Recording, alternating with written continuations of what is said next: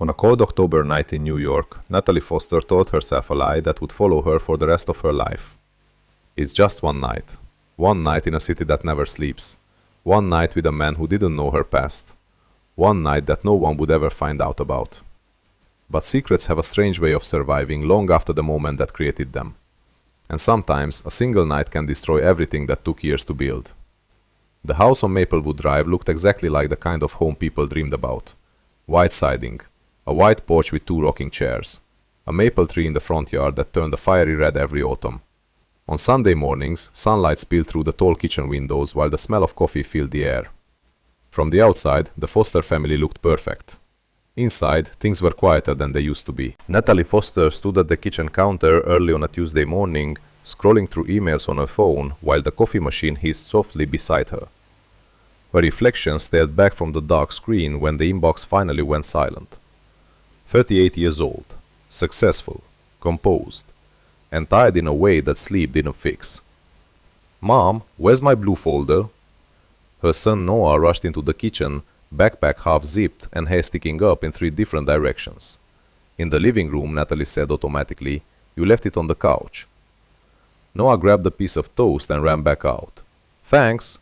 The front door slammed a moment later. Natalie took a sip of coffee and looked toward the hallway. Silence again.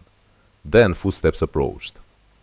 Ethan Foster appeared in the doorway, adjusting the cuff of his shirt while glancing at the clock on the wall. He was still handsome in the understated way he had always been, tall, lean, with dark hair beginning to show the faintest strands of gray. "Morning," he said. "Morning." He poured himself coffee. No kiss, no lingering touch, just routine. "How's the courthouse schedule today?" he asked. 3 hearings, maybe 4 if the mediation falls through. Ethan nodded. He was an architect who spent most of his time designing modern office towers downtown. Lately he'd been working late more often than not. "Big presentation today," he said. "The Riverside project." Natalie smiled politely. "You'll do great." Another pause filled the room. It wasn't awkward, not exactly, but it wasn't warm either. Marriage, Natalie had learned, didn't usually collapse in dramatic explosions. It faded slowly, like paint losing color under years of sunlight. Ethan finished his coffee. "I'll be late tonight," he said. "Dinner with the investors." "Okay." He grabbed his keys. At the door he hesitated for half a second. Then he left. The quiet returned immediately. Natalie stood there longer than necessary, staring at the empty kitchen. Once, mornings had looked different. Once, Ethan used to wrap his arms around her waist while she made coffee. Once, they used to laugh about stupid things before work. But somewhere between mortgage payments, school schedules, and careers, those moments had quietly disappeared. Later that morning, Natalie walked through the glass doors of Henderson & Clark, the downtown law firm where she had worked for 12 years. The lobby buzzed with energy, lawyers rushing to meetings, assistants carrying stacks of files. Her colleague, Rachel Donovan, caught up with her near the elevators. "You look like you slept 3 hours," Rachel said. 4, Natalie corrected. "Luxury." They stepped into the elevator. Rachel glanced sideways. "You still going to New York this weekend?" Natalie nodded. "Conference on family law." Rachel smirked. 3 days in Manhattan. That's basically a vacation." Not really. But even as she said it, Natalie felt a strange flicker of anticipation. New York. Different city, different pace, different life.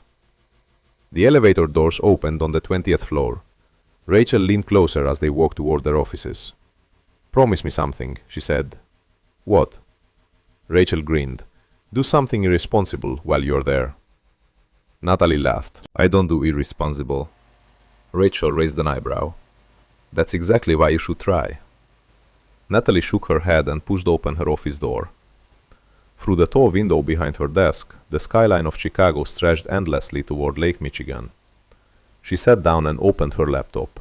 Emails, court documents, client messages. Normal life. Stable life.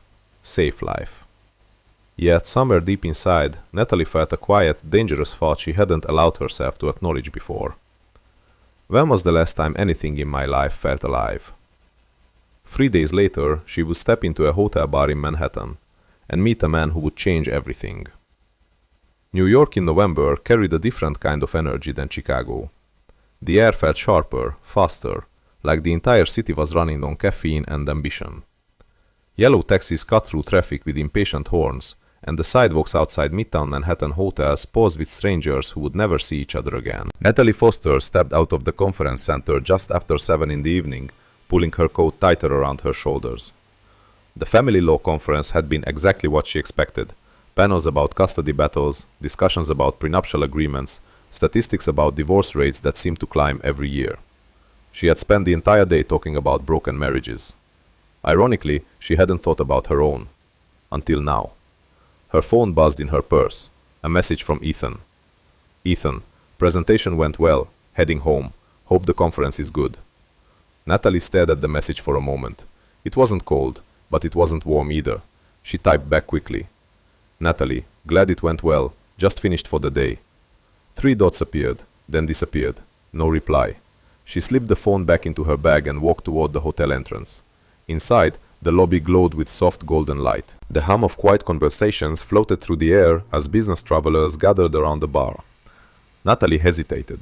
She could go upstairs, order room service, review tomorrow's notes, the responsible choice. Instead, she turned toward the bar. Just one drink. The bartender poured her a glass of red wine, and Natalie settled into a corner stool. From here, she could see the entire room, clusters of people laughing, the flicker of candlelight on polished wood tables. No one knew her here. No one expected anything from her. For the first time in weeks, she felt strangely invisible. Rough conference? The voice came from the seat beside her. Natalie turned. The man sitting there looked to be in his early 40s. His dark hair fell slightly into his eyes, and a camera strap hung loosely around his neck like it was part of his everyday uniform. He had the relaxed confidence of someone who didn't spend his life inside offices. Natalie smiled politely. Is it that obvious? He shrugged. Only lawyers look that exhausted after talking all day. She laughed softly. Family law conference. He winced dramatically. Divorce attorneys? Guilty. Wow, he said. You spend your days watching marriages fall apart. That must mess with your head. Sometimes. He raised his glass. Lucas Reed. Natalie. They clinked glasses lightly. What do you do? She asked. Lucas lifted the camera strap. Photographer. For? Whoever pays me, he said with a crooked smile. Magazines, galleries, travel features. Right now I'm working on a series about American cities at night. Natalie glanced at the camera. So you just wander around taking pictures? Pretty much. That sounds free. Lucas studied her expression carefully. You say that like it's something you miss. Natalie looked away toward the rows of bottles behind the bar. I don't know what I miss, she said quietly. The bartender refilled her wine. Lucas leaned back slightly, watching her the way photographers observe their subjects, carefully, patiently. You're married, he said. Natalie blinked. How did you know? No ringtone line, he said, but you still twist your finger like there should be one. She glanced down instinctively. He wasn't wrong. Architect, she said. Lucas raised an eyebrow. Your husband? She nodded. Let me guess, he continued. Successful, responsible. Probably the kind of guy who remembers to schedule the car's oil change 3 months in advance. Natalie laughed. That's surprisingly accurate. And you, Lucas said, look like someone who used to be a little more reckless than she allows herself to be now. The words lingered between them. Reckless. Natalie couldn't remember the last time anyone had described her that way. The conversation stretched longer than she expected. 1 drink became 2. They talked about cities, about work, about the strange loneliness of hotels filled with strangers. Lucas told stories about photographing abandoned buildings in Detroit and sunrise over the Brooklyn Bridge. Natalie found herself laughing more than she had in months. At some point, she realized she hadn't checked her phone in nearly an hour.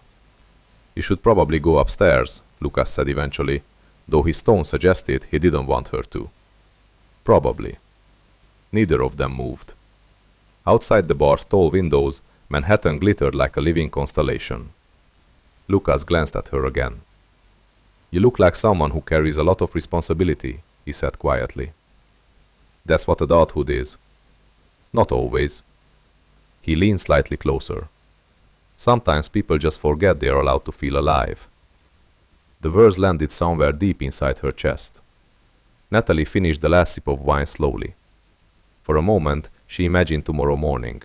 The conference, the flight back to Chicago, the same quiet kitchen, the same distant marriage. This moment felt like a small crack in the routine of her life, and cracks could be dangerous.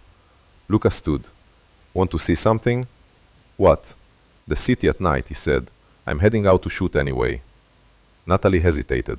This was the moment where she should say no, where she should return to her room and sleep. Instead, she grabbed her coat. Just for a little while. An hour later, they stood on a quiet street in Soho, where old brick buildings rose above empty sidewalks. Lucas lifted his camera and adjusted the lens. Stand there, he said, pointing beneath a glowing street lamp. Natalie laughed. I'm not a model. Just humor me. She stepped into the light. Lucas snapped a photo. The camera shutter clicked softly in the cold air. See, he said. Perfect. He showed her the image on the small screen. For a second, she barely recognized herself. The woman in the photo looked different, alive, spontaneous, almost younger. Who is that? Natalie whispered. Lucas met her eyes. Maybe the real you. The space between them suddenly felt smaller, closer. New York hummed quietly around them. Natalie knew she should step back. Instead, she didn't move. Lucas brushed a strand of hair away from her face. His voice dropped to almost a whisper. Tell me to stop. She didn't. And in that moment, Natalie Foster made a choice she would spend the rest of her life trying to understand. To her, it felt like one night in a city that would forget her by morning. Just one mistake, just one moment, just one night. New York in November carried a different kind of energy than Chicago. The air felt sharper, faster, like the entire city was running on caffeine and ambition. Yellow taxis cut through traffic with impatient horns, and the sidewalks outside Midtown Manhattan hotels pulsed with strangers who would never see each other again. Natalie Foster stepped out of the conference center just after 7 in the evening, pulling her coat tighter around her shoulders. The family law conference had been exactly what she expected. Panels about custody battles, discussions about prenuptial agreements, statistics about divorce rates that seemed to climb every year. She had spent the entire day talking about broken marriages. Ironically, she hadn't thought about her own, until now. Her phone buzzed in her purse. A message from Ethan. Ethan, presentation went well, heading home. Hope the conference is good. Natalie stared at the message for a moment. It wasn't cold, but it wasn't warm either. She typed back quickly. Natalie, glad it went well, just finished for the day. 3 dots appeared, then disappeared. No reply. She slipped the phone back into her bag and walked toward the hotel entrance. Inside, the lobby glowed with soft golden light. The hum of quiet conversations floated through the air as business travelers gathered around the bar. Natalie hesitated. She could go upstairs, order room service, review tomorrow's notes, the responsible choice. Instead, she turned toward the bar. Just one drink. The bartender poured her a glass of red wine and Natalie settled into a corner stool. From here she could see the entire room, clusters of people laughing, the flicker of candlelight on polished wood tables. No one knew her here. No one expected anything from her. For the first time in weeks, she felt strangely invisible. Rough conference? The voice came from the seat beside her. Natalie turned. The man sitting there looked to be in his early 40s. His dark hair fell slightly into his eyes, and the camera strap hung loosely around his neck like it was part of his everyday uniform. He had the relaxed confidence of someone who didn't spend his life inside offices. Natalie smiled politely. Is it that obvious? He shrugged. Only lawyers look that exhausted after talking all day. She laughed softly. Family law conference. He winced dramatically. Divorce attorneys? Guilty. Wow, he said. You spend your days watching marriages fall apart. That must mess with your head. Sometimes. He raised his glass. Lucas Reed. Natalie. They clinked glasses lightly. What do you do? She asked. Lucas lifted the camera strap. Photographer. For? Whoever pays me, he said with a crooked smile. Magazines, galleries, travel features. Right now, I'm working on a series about American cities at night. Natalie glanced at the camera. So you just wander around taking pictures? Pretty much. That sounds free. Lucas studied her expression carefully. You say that like it's something you miss. Natalie looked away toward the rows of bottles behind the bar. I don't know what I miss, she said quietly. The bartender refilled her wine. Lucas leaned back slightly, watching her the way photographers observe the subjects, carefully, patiently. You're married, he said. Natalie blinked. How did you know? No ring tan line, he said. But you still twist your finger like there should be one. She glanced down instinctively. He wasn't wrong. Architect, she said. Lucas raised an eyebrow. Your husband? She nodded. Let me guess, he continued. Successful, responsible. Probably the kind of guy who remembers to schedule the car's oil change 3 months in advance. Natalie laughed. That's surprisingly accurate. And you, Lucas said, Look like someone who used to be a little more reckless than she allows herself to be now. The words lingered between them. Reckless. Natalie couldn't remember the last time anyone had described her that way. The conversation stretched longer than she expected. One drink became two. They talked about cities, about work, about the strange loneliness of hotels filled with strangers. Lucas told stories about photographing abandoned buildings in Detroit and sunrise over the Brooklyn Bridge. Natalie found herself laughing more than she had in months. At some point, she realized she hadn't checked her phone in nearly an hour. "You should probably go upstairs," Lucas said eventually, though his tone suggested he didn't want her to. Probably. Neither of them moved. Outside the bar's tall windows, Manhattan glittered like a living constellation. Lucas glanced at her again. "You look like someone who carries a lot of responsibility," he said quietly. "That's what adulthood is, not always." He leaned slightly closer. "Sometimes people just forget they're allowed to feel alive." The words landed somewhere deep inside her chest. Natalie finished the last sip of wine slowly.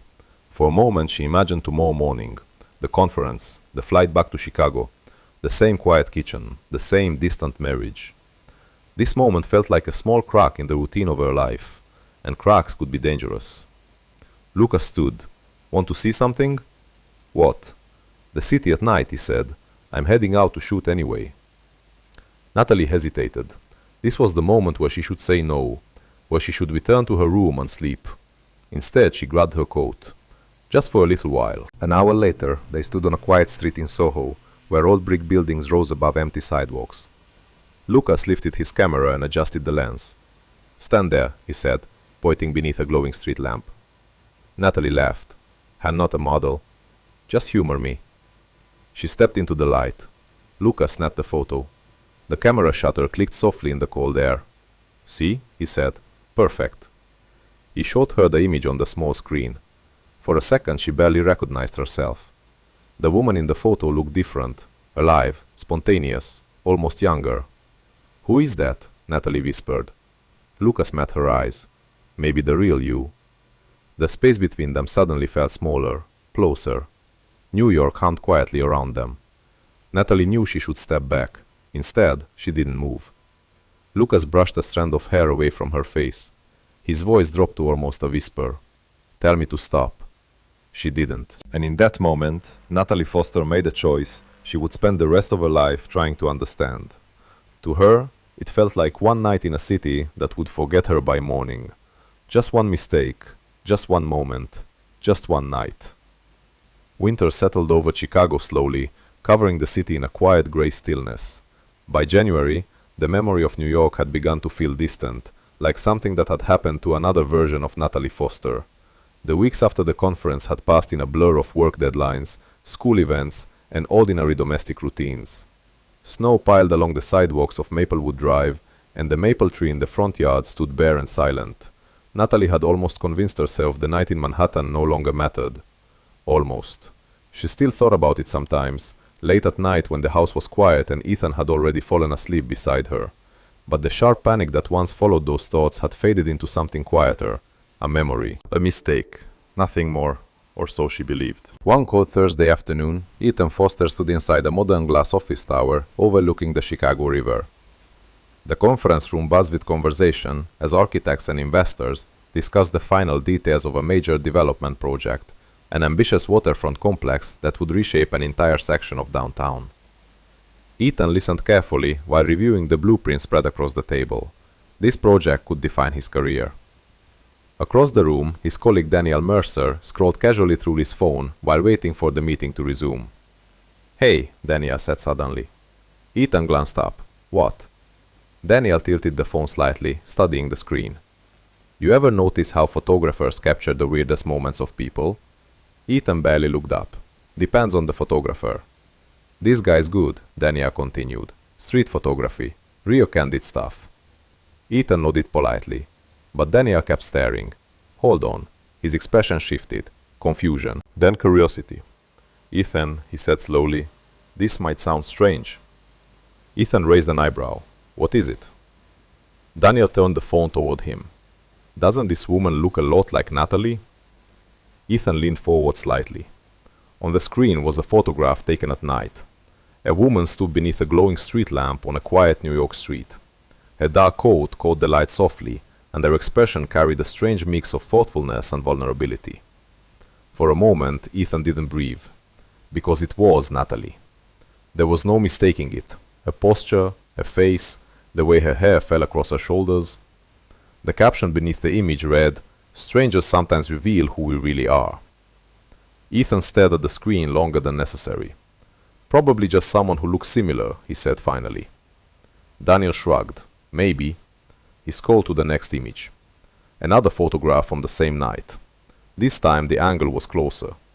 Natalie's face was clearer, unmistakable. Daniel frowned slightly. "Man, that really looks like your wife."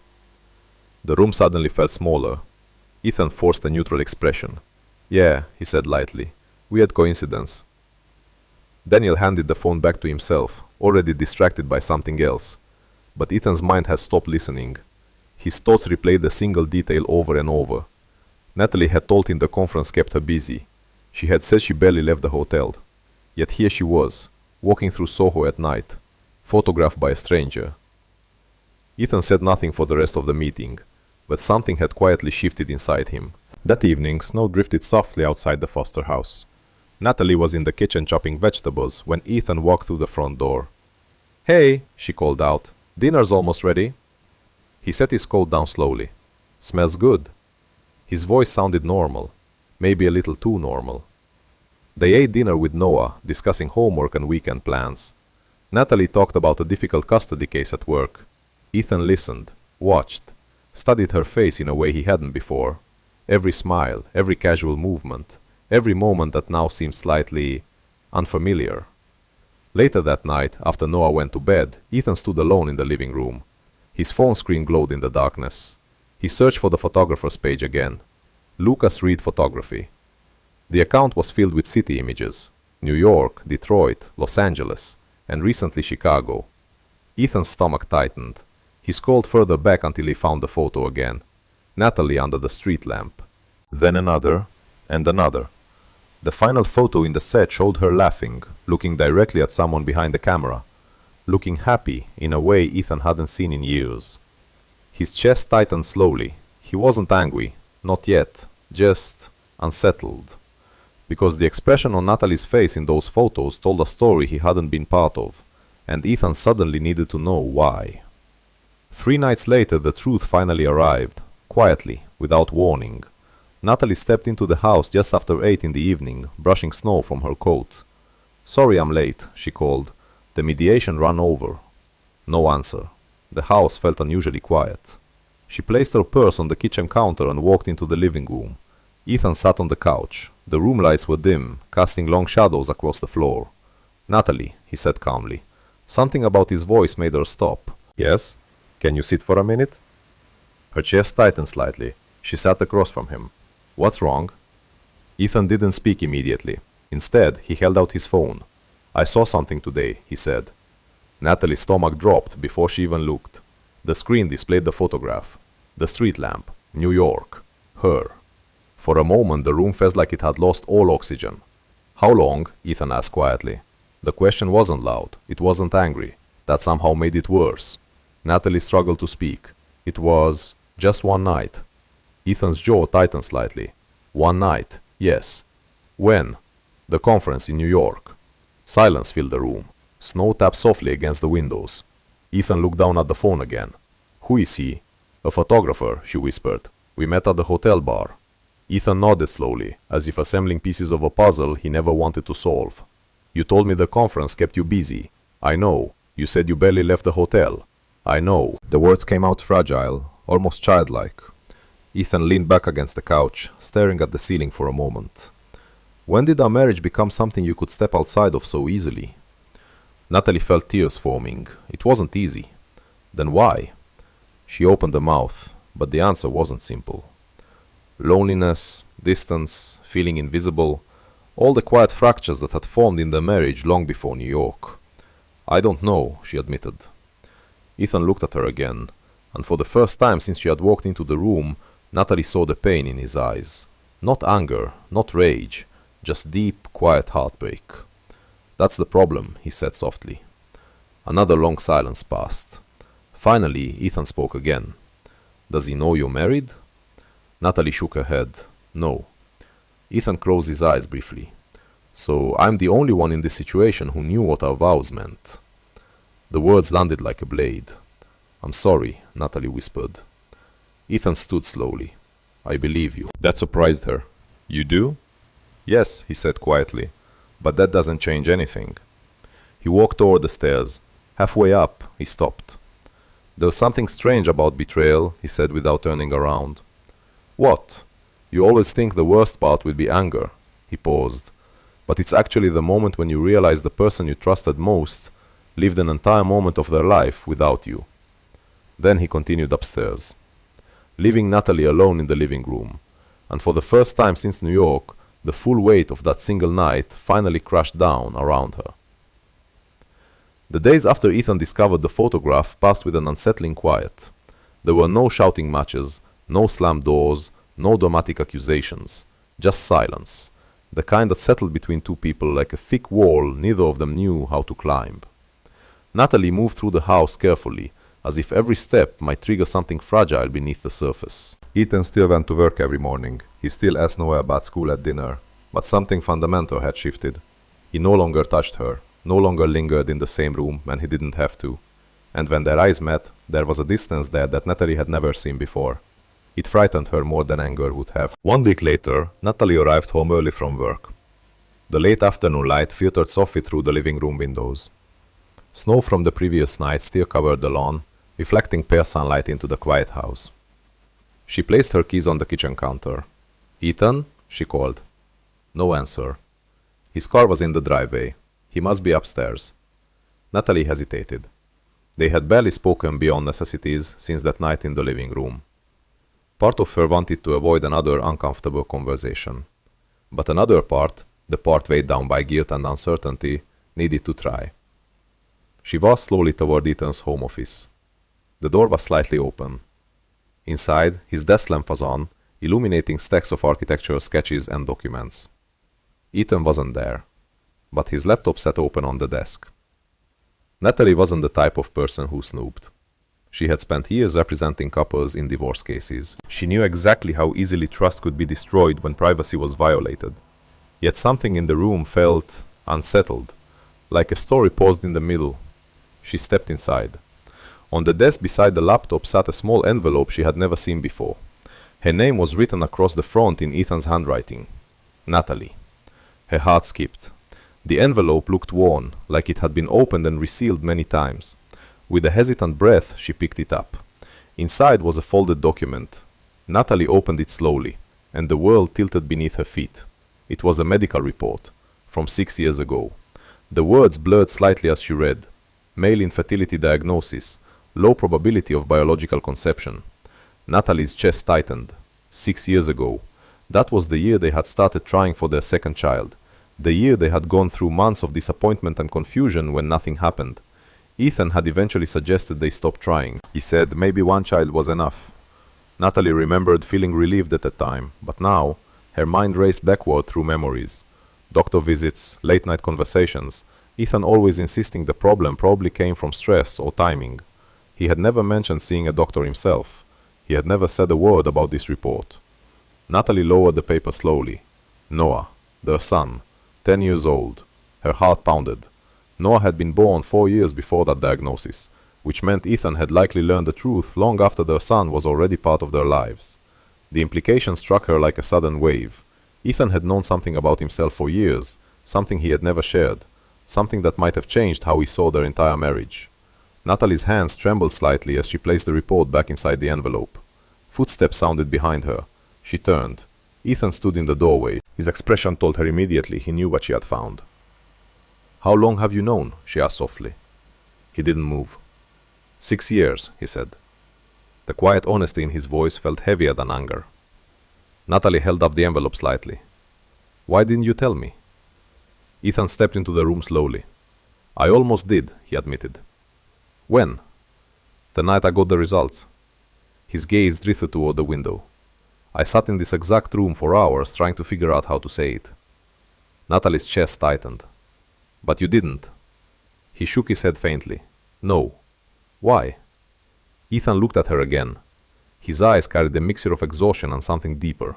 Fear. Because by that point, he said quietly, I had already started wondering something I didn't want to ask.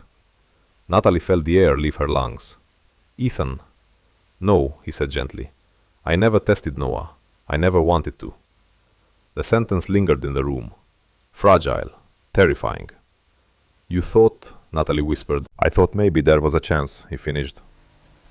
The truth hung between them now. Not fully spoken, but impossible to ignore. If Ethan had such a low probability of conceiving children, then Noah might not be his biological son. Natalie felt dizzy. Why didn't you confront me? She asked. Ethan laughed softly, but there was no humor in it. Because I didn't know if I actually wanted the answer. He ran a hand through his hair. For 10 years I've been Noah's father. I've watched him learn to ride a bike. I've helped him with math homework. I've sat through every school play. His voice lowered. Nothing in a lab report could change that. Natalie felt tears forming. But you still wondered. Yes. Every day? Sometimes, he admitted. A long silence followed. The weight of their shared secrets filled the room. Finally, Ethan spoke again. You see the problem now, don't you? What problem? The trust between us cracked a long time ago, he said quietly.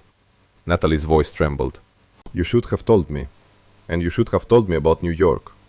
The words landed with quiet symmetry. 2 secrets, 2 silences, 2 people who had slowly drifted away from the truth inside their own marriage. Ethan looked at her for a long moment. I'm not saying what you did didn't hurt, he said. It did. Natalie swallowed. I know. But the truth is, he continued, we were already living with ghosts long before that night. Natalie lowered her gaze. For the first time since the photograph had appeared, she realized something devastating. Their marriage hadn't broken in New York. It had started breaking years earlier. Neither of them had just been brave enough to admit it. Outside, the wind moved softly through the bare branches of the maple tree. Inside the house, 2 people stood facing the quiet wreckage of secrets that had taken years to form. And neither of them knew yet what could possibly survive the truth. The first thing to crumble wasn't the marriage. It was the illusion. For years, Natalie and Ethan Foster had lived inside a carefully constructed life. One built from routines, expectations, and quiet assumptions about who they were to each other. Now, that structure had cracks everywhere, and cracks had a way of spreading. The following Monday, Natalie walked into Henderson and Clark with a knot in her stomach. The office buzzed with its usual morning energy, phones ringing, assistants rushing between desks, lawyers preparing for court appearances. But something felt different, subtle. A few people glanced at her a second longer than usual. One junior associate quickly looked away when their eyes met. Natalie tried to ignore it and headed toward her office. Rachel Donovan caught up with her near the door. Natalie, she said quietly. Natalie stopped. Rachel's expression taught her everything before she even spoke. What happened? Natalie asked. Rachel hesitated. Someone circulated a link this morning. A cold wave moved through Natalie's chest. What kind of link? Rachel lowered her voice. A photography page. Natalie's pulse began pounding. Rachel gently pulled out her phone and opened the image. It was the same photograph. The street lamp in New York. Natalie standing beneath it. But this time, the comments beneath the image were different. Someone had written, Isn't this Natalie Foster, the divorce lawyer from Henderson and Clark? Another comment followed. Pretty ironic considering her job. Natalie's hands felt numb. How many people have seen it? She whispered. Rachel sighed. Enough. The humiliation burned slowly through her chest. Natalie spent her career advising couples on loyalty, responsibility, and trust. Now the internet had turned her mistake into a public contradiction. Rachel touched her arm gently. Look, people online love drama. It'll pass. Natalie wasn't so sure. Some stories didn't fade. Some followed you everywhere. That evening at home, the atmosphere felt heavier than usual. Noah sat at the kitchen table, building something with small plastic pieces. Dad says we might go ice skating this weekend, he said cheerfully. Natalie forced a smile. That sounds fun. Ethan stood near the counter, rinsing dishes. They avoided looking at each other. The silence between them had become almost physical, like a wall neither knew how to break. After Noah went upstairs for the night, Natalie remained in the kitchen. Ethan dried his hands slowly. You should probably talk to your firm, he said. Natalie looked up. So you saw it. Daniel sent it to me this afternoon. Of course he had. Ethan leaned against the counter. I'm sorry, Natalie said quietly. For what part? She hesitated. All of it. Ethan studied her carefully.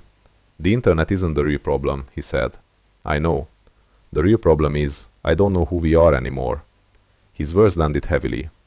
Natalie wrapped her arms around herself. I want to fix this. Ethan gave a faint, tired smile. Do you? Yes. Because fixing something means facing what it actually is. Natalie swallowed. And what is it? Ethan looked toward the stairs where Noah had disappeared earlier. It's a marriage that stopped being honest a long time ago. Another long silence filled the room.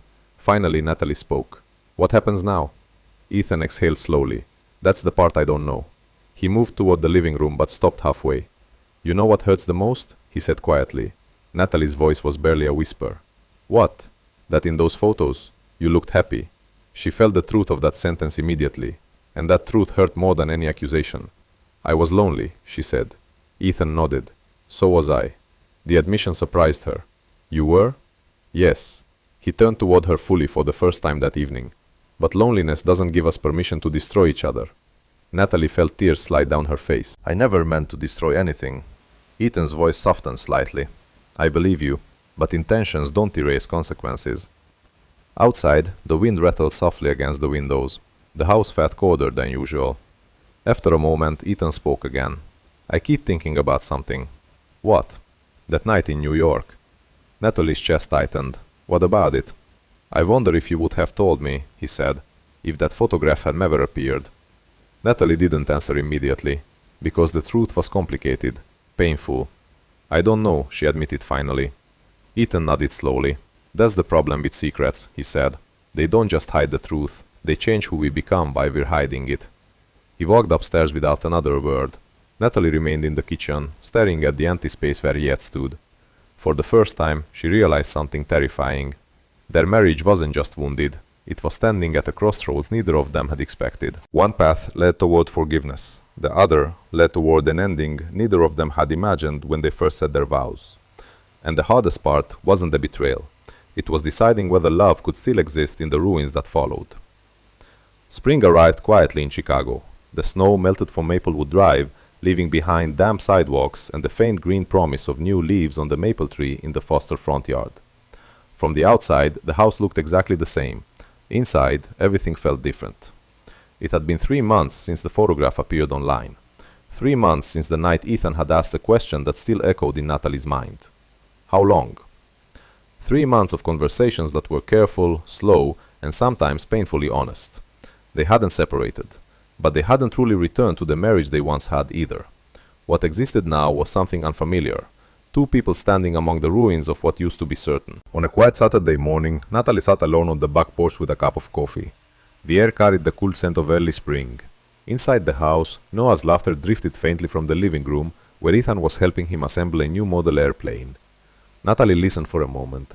Ethan's voice sounded warm, patient, the same way it always had with their son. Watching them lately filled her with a complicated mixture of gratitude and guilt, because despite everything that had happened, Ethan had never once let his pain affect Noah, not even for a second. The back door opened softly. Natalie looked up. Ethan stepped outside and closed the door behind him. Coffee? She asked. I already had some. He leaned against the railing, looking out at the quiet backyard. For a moment, neither of them spoke. Silence had become less hostile over the past few weeks. Now it felt more like space. Space for thoughts that hadn't fully formed yet. Rachel told me the firm dropped the story, Natalie said eventually. Ethan nodded. Internet scandals have short attention spans. Still, she added, I'm lucky. Ethan glanced at her. Lucky? They could have asked me to leave, but they didn't. No, he didn't say what they both knew, that Natalie's reputation had been shaken in ways that might take years to fully repair, but she was still standing. Sometimes that was enough. Later that afternoon, Natalie drove downtown for a meeting with a client. Afterward, she walked along the Chicago River for a while before heading home. The city hummed with the soft energy of people enjoying the first warm weekend of the year. Couples sat on benches. Tour boats drifted slowly beneath the bridges. Natalie paused near the railing, watching the water move beneath the skyline. Her phone buzzed. A message from an unfamiliar number. She hesitated before opening it. Lucas Reed. Her breath caught. The message was short. I heard about the trouble the photos caused. I'm sorry. I didn't know. Natalie stared at the screen for a long moment. She hadn't spoken to him since New York. Not once. The entire chapter of her life that involved Lucas Reed had existed in a strange bubble of time, brief, intense, and isolated. She typed a reply slowly. You didn't do anything wrong. 3 dots appeared. Then another message. I'll be leaving Chicago next week. Natalie read it carefully. Take care of yourself, Natalie. That was it. No lingering sentiment. No attempt to reopen something that had never truly existed. Just a quiet goodbye. Natalie slipped the phone back into her pocket and watched the river for a while longer. Some moments in life were never meant to become chapters. They were only meant to remain memories. That evening, the Foster family ate dinner together at the kitchen table. Noah talked excitedly about a science project involving volcano models. Ethan nodded patiently, asking questions. Natalie listened, occasionally smiling. For a brief moment, the scene looked almost normal again. After Noah went upstairs to finish homework, Natalie began clearing the dishes. Ethan helped without being asked. When the kitchen was clean, they both lingered near the sink. We should probably talk, Ethan said quietly. Natalie's heart tightened slightly. About what? About us. She nodded slowly. They moved into the living room and sat across from each other. The same room where everything had first come apart months earlier. I've been thinking a lot, Ethan said. So have I. He rested his hands together. You asked me once what happens now. Yes. I think we have 2 choices. Natalie waited. Either we pretend nothing changed, or we admit everything did. And if everything changed, then we have to decide whether we want to build something new. The words felt heavier than they sounded. Do you want that? She asked softly. Ethan didn't answer immediately. Instead, he studied her face in the quiet light of the room. I don't know yet, he admitted. Natalie nodded. Fair. But I do know one thing, he continued. What? I still care about you.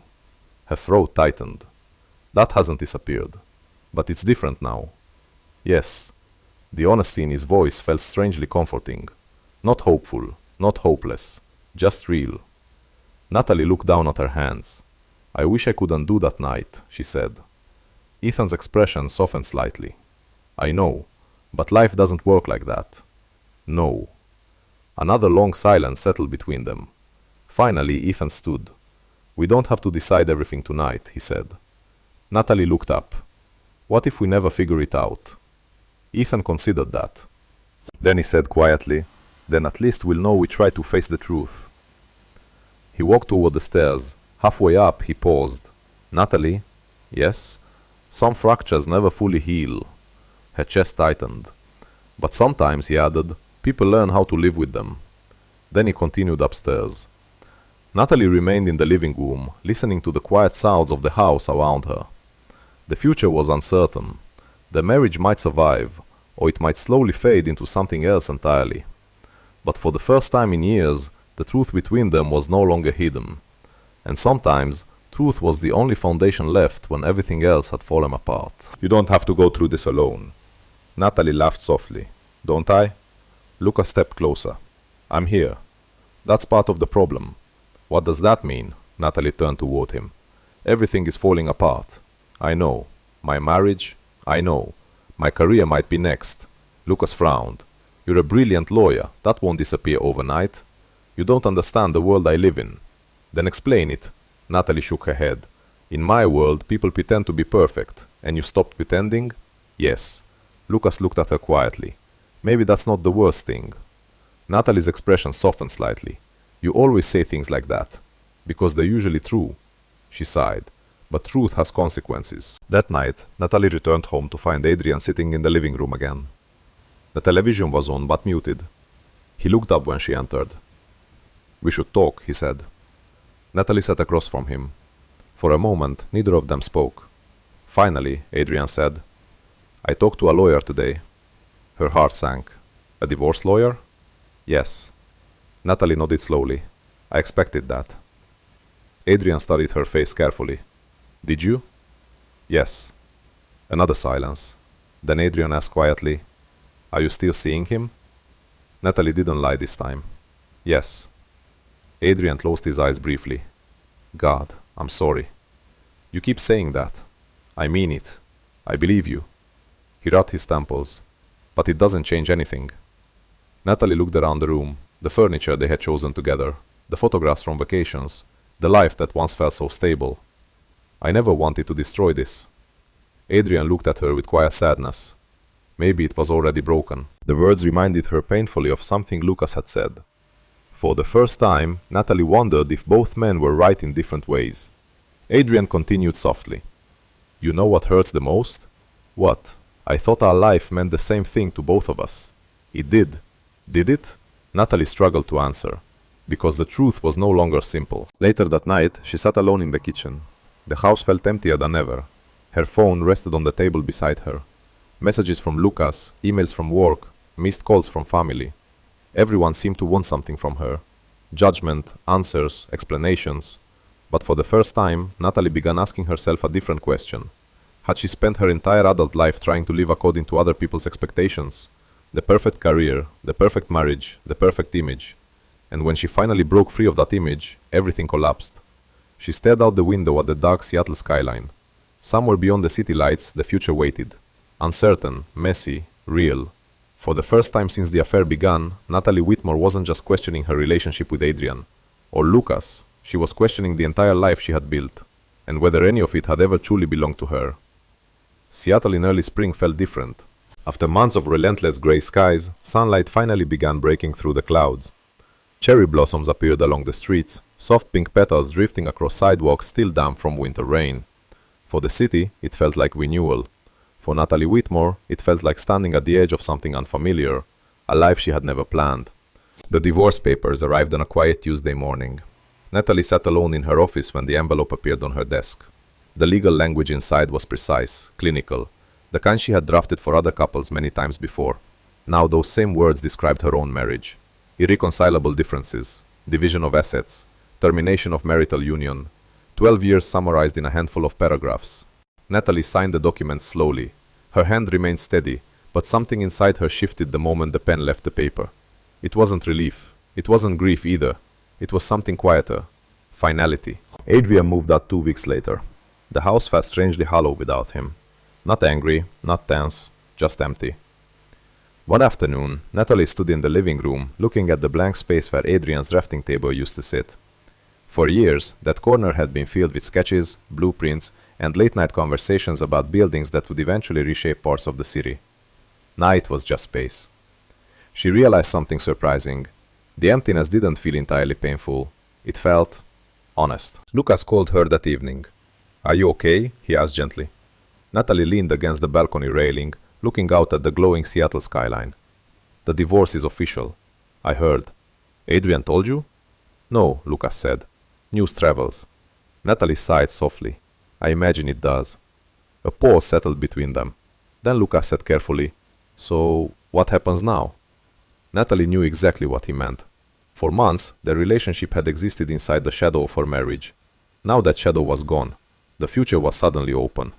And yet, Natalie felt something unexpected inside her chest. Uncertainty. "Lucas," she said quietly. "Yeah? I've been thinking a lot lately." "That sounds dangerous." She smiled faintly. "It usually is." He waited. Finally, she said the words she had been turning over in her mind for weeks. "I can't keep seeing you." Silence filled the line. "What?" Lucas asked slowly. "I need time. We've already been through the hardest part." "That's exactly the problem." Lucas's voice tightened slightly. "You're ending this now?" "I'm not ending anything," Natalie said softly. "I'm choosing something different." "What does that mean?" She took a deep breath. "For the first time in my life, I don't want to define myself through a relationship." Lucas didn't answer right away. When he finally spoke, his voice carried a quiet hurt. "So I'm just part of the mistake?" "No."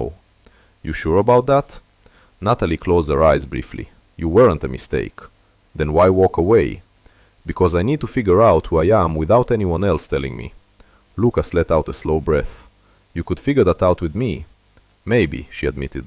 "But then I'd still be building my life around someone else." The wind shifted across the balcony, lifting a few loose strands of her hair. Lucas spoke again, softer this time. "I never wanted to trap you." "I know. And I never wanted to replace Adrian." "I know that too." Another long silence followed. Finally, Luca said, "You're really doing this?" "Yes, walking away from both of us." Natalie looked out at the city lights stretching across the horizon. "Yes." 3 months later, Natalie moved into a smaller apartment near downtown. The space was simple, minimal furniture, large windows overlooking Elliott Bay. For the first time in years, every decision about her life belonged only to her. No expectations, no roles to perform, just possibility. At work, the whispers slowly faded. Some colleagues still looked at her with curiosity, others with quiet judgment. But over time, something else replaced those reactions. Respect. Natalie threw herself into her cases with renewed focus. Without the pressure of maintaining the image of a perfect life, she discovered something unexpected. She felt lighter, more honest, more herself. One Saturday morning, she returned to the small cafe where everything had begun. The same warm lights glowed against the windows. The same soft music played inside. Natalie ordered coffee and sat near the window. For a moment, memories flooded back. The first conversation, the first smile, the moment everything changed. She didn't regret it, not entirely. Because that single secret affair had forced her to confront truths she had spent years avoiding, about her marriage, about herself, about the life she had been living for everyone except the person in the mirror. As she finished her coffee, Natalie noticed someone walking past the cafe window. Lucas. He slowed when he saw her. For a moment they simply looked at each other through the glass. Lucas stepped inside. "Hey," he said softly. "Hey." They stood there awkwardly for a second before he sat down across from her, the same table where they had first met. "You look different," he said. "In a good way?" "Yes," Natalie smiled faintly. "So do you." Lucas studied her for a moment. "You happy?" Natalie thought about the question carefully. For the first time, the answer came easily. "I'm learning how to be." Lucas nodded slowly. "That sounds like progress." They sat in comfortable silence for a moment. Then Lucas stood up. "I should go." Natalie nodded. As he turned toward the door, she called after him. "Lucas?" He looked back. "Thank you." "For what?" "For reminding me that I was still alive." Lucas smiled softly. "Take care of yourself, Natalie." "You too." He left the cafe, disappearing into the busy Seattle street. Natalie watched him go. Not with regret, not with longing, just with quiet gratitude for the role he had played in her story. Outside, the spring sunlight spread across the city. Natalie stepped onto the sidewalk and took a slow breath. For the first time in years, her future wasn't defined by marriage, reputation, or anyone else's expectations. It was simply hers. And that felt like the most unexpected ending of all. Or perhaps, the beginning of something entirely new.